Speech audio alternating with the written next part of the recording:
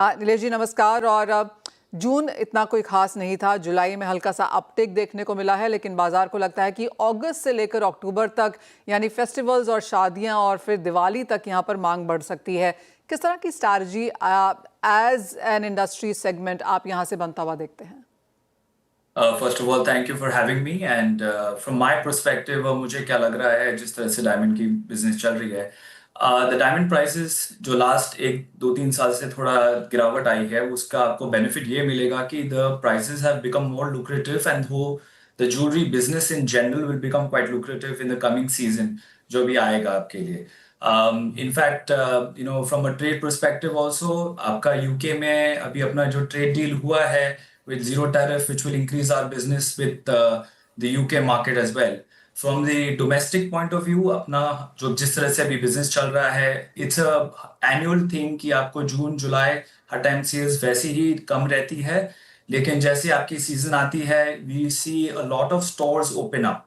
आपके बहुत सारे ब्रांड्स आ गए हैं जो लोकली चेन स्टोर्स बहुत सारे खुल रहे हैं। Lot of lab grown jewellery brands also opening up. Natural diamond business का भी एक बहुत अच्छा इंक्रीमेंटल हो रहा है। So from a bridal and a sales business आप मुझे लग रहा है कि आपको ये ग्रोथ इस कमिंग फ्रॉम अगस्त ऑनवर्ड्स से September till all the way till December you will feel कि एक अच्छा खासा आपको सेल स्प्लर्ज मिलेगा आपको।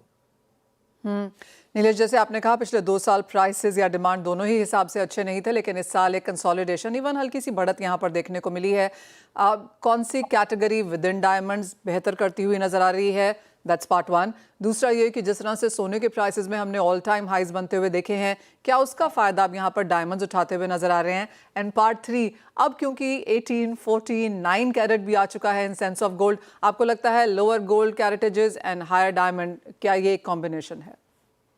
ओ वेल आई थिंक आप बहुत अच्छी जगह पे आपने बताया मुझे, क्योंकि एक 18 केटी और एक 14 केटी और एक 12 केटी का जो कैटेगरी है उसमें आप जब ज्वेलरी बनाते हो सो आपके पास अपॉर्चुनिटी मिलती है कि आपका एक टोटल सम होता है, एक अमाउंट ऑफ बजट होता है आपको एक ज्वेलरी पीस खरीदने के लिए। जैसे शादियों में आपके लिए नेकलेसेस, इयररिंग्स और बैंगल्स आप जो भी कुछ खरीदते हैं जो बनवाते हैं वो आपको मेन आपका गोल्ड अगर ज्यादा प्राइस खींच जाता है तो आपके डायमंड पे अफेक्ट करता है।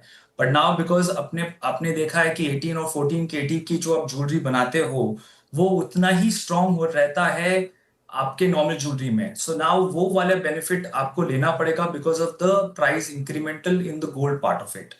तो ये चीज तो आपको ये बेनिफिट मिलेगा ही। साथ में जैसे diamonds have become more affordable with a little drop that has come along, तो एक अच्छा तरह का इन्वेस्टमेंट भी आ जाता है और आपके मूवमेंट भी आपको उसमें मिलेगी।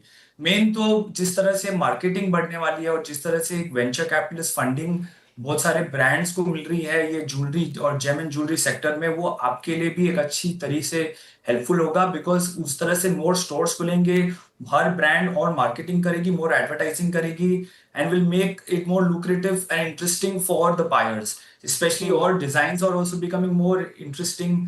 तो ये सब चीजें सारी चीजें साथ में आके एक पॉजिटिव आउटलुक दे रहा है आपको diamond jewellery point of view से। नीलेश, एज आई आस्क्ड कि कौन से कैरेटेजेस डायमंड में यहाँ पर बेहतर कर रहे हैं? क्या ये स्मॉलर पीसेज हैं जो ऑफ कोर्स मासेस के हिसाब से यहाँ पर जाते हैं, या बड़े वाले चंकी कैरेटेजेस हैं? और कौन सी ज्योग्राफीज बेटर करती हुई नजर आ रही हैं फॉर इंडियन मार्केट्स? सीधे इंडियन मार्केट बहुत ही एक डाइवर्स मार्केट है। सम कैटेगरी ऑफ अब ज्वेलरी में तो आपके ऑब्वियसली जो स्मॉल साइज डायमंड और डोजियर जैसे कहते हैं जो आपके 30 pointers all the way to 90 pointer होते हैं वो आपकी ज्वेलरी में लगते हैं, तो चंकी पीसेस लगते हैं आपकी नेकलेसेस और बड़े बैंगल्स में काम में आते हैं।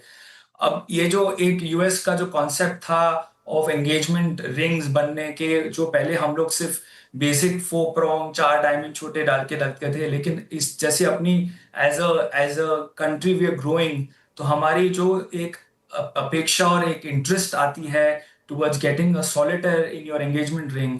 तो ये जो 1 carat 2 carat diamond 3 carat large solitaire business, the concept of engagement ring is become very interesting for the women of our age, of the age between the demographic between 20 to 30, who are now interested कि जितना बड़ा diamond उतना उनको अच्छा लगता है। तो हमें भी एक तरह का सर्च दिख रहा है लार्जर डायमंड्स के मूवमेंट में भी, चाहे वो आप नॉर्थ मार्केट ले लो या साउथ मार्केट हो। सी जैसे आप south market is more known for higher colour and higher clarity, और उनके लिए फिर आप जब जब उनको वीवीएस डीईएफ कलर के अच्छे क्लैरिटी के अच्छे स्टोन चाहिए होते हैं, तो वो जब एंगेजमेंट रिंग लेते हैं वो कोशिश करते हैं कि वो 1 कैरेट या 2 कैरेट के रेंज में टिपिकली रहते हैं। पर आप जैसे आप एज यू मूव फॉरवर्ड, फिर आप Maharashtra belt, mid level Maharashtra और मध्य प्रदेश बेल्ट होता है जहां पर वीएसजीएच ज्यादा चलता है कैटेगरी, तो वहां पर आपको थोड़े और बड़े दिखते हैं। And as you go little more north, जहां पर थोड़ा हल्का कलर क्लैरिटी भी चलता है, वहां पर 5 कैरेट 10 कैरेट के डायमंड एंगेजमेंट रिंग्स भी अच्छे खासे बिक रहे हैं।